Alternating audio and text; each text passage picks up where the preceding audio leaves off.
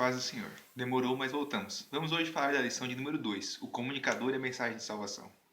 O texto áureo é 1 Coríntios 9:22, que diz: Fiz-me como fraco para os fracos, para ganhar os fracos. Fiz-me tudo para todos, para por todos os meios chegar a salvar alguns.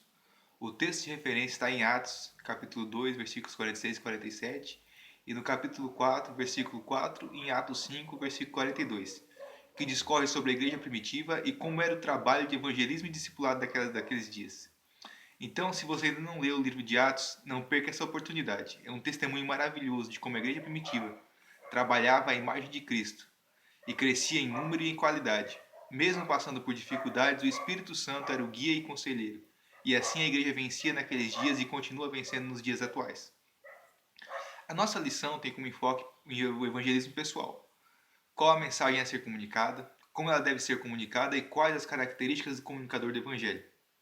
No tópico 1, a comunicação do Evangelho, a nossa lição nos fala a respeito do processo de comunicação e de que comunicar o Evangelho não é simplesmente repetir uma mensagem ou uma passagem bíblica, mas envolve compreender a mensagem e ser um porta-voz digno da mensagem que se está falando.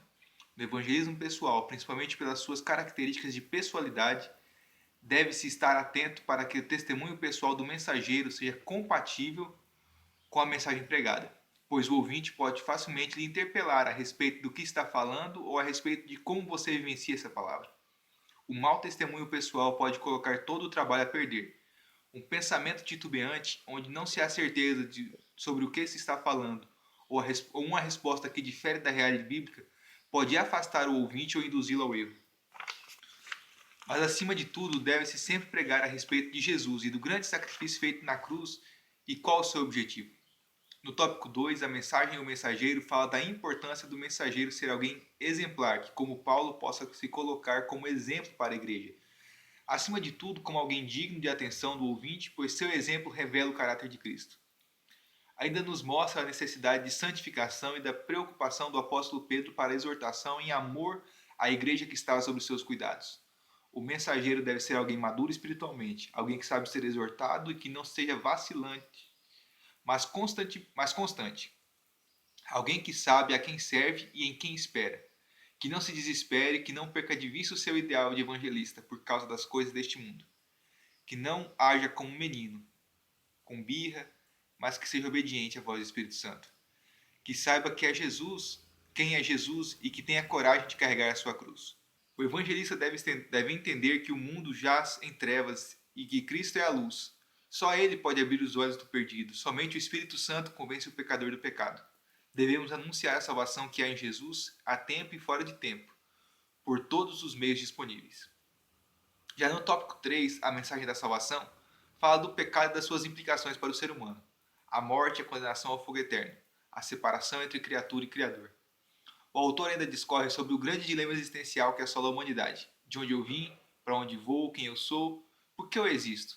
São perguntas que a maioria de nós já fizemos e que só em Cristo se encontra uma resposta satisfatória.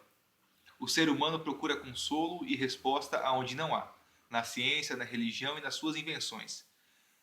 Mas mesmo assim não consegue paz longe de Deus. Por isso Deus Pai providenciou a maneira de religar o homem a si. O sacrifício perfeito foi ofertado. Jesus foi enviado para ser o nosso resgate, a porta de salvação. Ele é o caminho, a verdade e a vida, a única maneira de encontrar o Pai. Desde a eternidade ele já estava preparado para ser o resgate da humanidade. Mas muitos têm preferido se debater com suas culpas, medos e fragilidades, ao invés de aceitá-lo como único e suficiente Salvador.